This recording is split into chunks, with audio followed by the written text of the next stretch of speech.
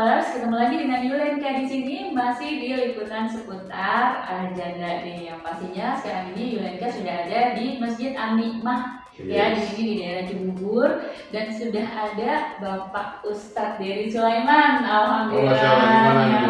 Makanya Bapak abang, panggil Pak aja bertua dikit. Apa kabar nih Pak Ustadz? Alhamdulillah kayak ya. Sehat ya Pak Ustadz ya. Oke Pak Ustadz, kami ini punya komunitas. Kebetulan komunitasnya isinya para single moms. Ini janda ada umurnya nggak? Semua janda, pokoknya nggak ada kayak jamur tuh janda di bawah umur nggak ada. Ada juga. Oh sampai lanjut usia juga ada. Ya, di Indonesia dari usia 14 tahun aja udah ada yang jadi janda Pak Ustadz. Oh, iya. Ya mungkin karena faktor di daerahnya itu ada perjodohan mungkin. Ada berapa jumlah janda di Indonesia? Kalau di Indonesia sendiri itu ada 12,83% teman-teman semua. Itu kalau dikalkulasikan dengan nominal ya, kurang lebih dengan penduduk Indonesia yang hampir 300 juta, itu sekitar 40 sampai 50 juta jiwa penduduk kita itu statusnya janda. Masya Allah ya Pak Ustadz ya. Ini benar-benar fenomena yang sebenarnya kita perlu solusi dan perlu kita obrolin nih Pak Ustadz. Bukan mau sok jadi pahlawan kesiangan, tapi kayaknya kalau kita nggak mulai dari kita, siapa nih Pak Ustadz nanti yang peduli gitu kan ya. Boleh banget dong Pak Ustadz nih, pengen ngobrol-ngobrol sedikit kira-kira kalau menurut Pak Ustadz nih bagaimana yang harus yang kita lakukan di komunitas janda ini sendiri, atau pendapatnya, arahannya, nasihatnya itu sangat berarti di hidup kita. Rasulullah SAW juga pecinta janda.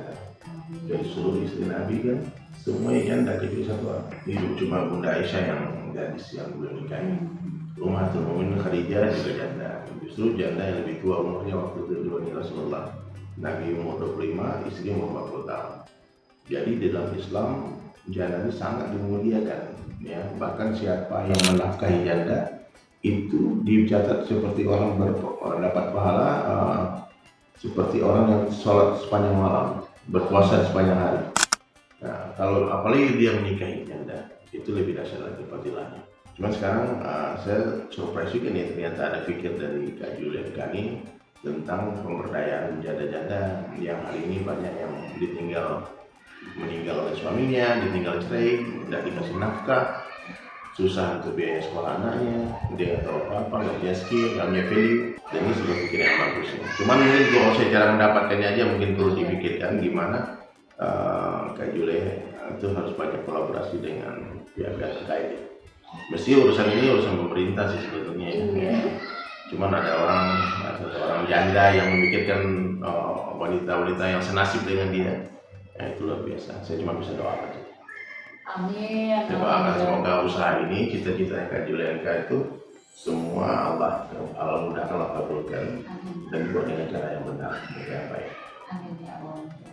Iya benar banget ya teman-teman. Jadi memang ini harusnya tugas pemerintah, tapi kayaknya kalau memang kita punya solidaritas, teman-teman yang mungkin juga mengalami hal yang sama, yang misalnya nggak punya suami seperti Pak Ustadz bilang tadi, ada yang tinggal cerai mati, ada yang juga cerai hidup dengan berbagai macam sebabnya gitu, itu kayaknya perlu banget nih kita bergabung bersama untuk bangkit dan tidak terpuruk.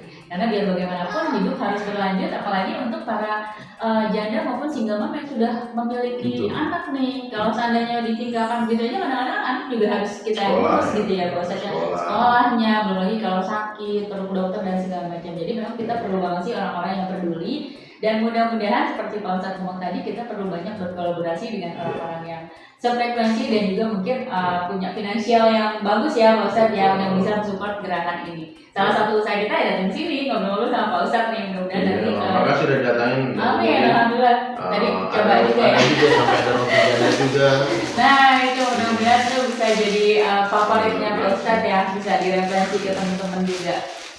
Gitu lagi. Barokah, saya doakan semoga niat baiknya Allah catat sebagai pahala ya. Karena niatnya orang beriman lebih baik dari amal, dan banyak orang masuk surga dengan amal itu karena niatnya. Niat baik, mau bantu banyak janda-janda yang tidak mampu, yang lemah, yang tidak punya skill, mau diajarin, mau dididik. Nah, kemudian doakan. Kalau saya tugas saya mungkin mencarikan janda-janda itu suami. Kita juga dia memikirkan gimana janda ini mandiri, jangan berharap sama laki-laki. Kalau nggak ada pun suami tetap berdiri kaki sendiri. Itu sebuah usaha yang luar biasa. Ya udah itu aja teman-teman semua. Mudah-mudahan nanti kita bisa ketemu lagi di pertemuan-pertemuan berikutnya. Mungkin ada kajian ya Pak Ustadz ya. Kita bisa ngaji bareng dengan Pak Ustadz Dery Sulaiman bersama dengan janda-janda Indonesia. Siap. Sampai ketemu lagi. Bye.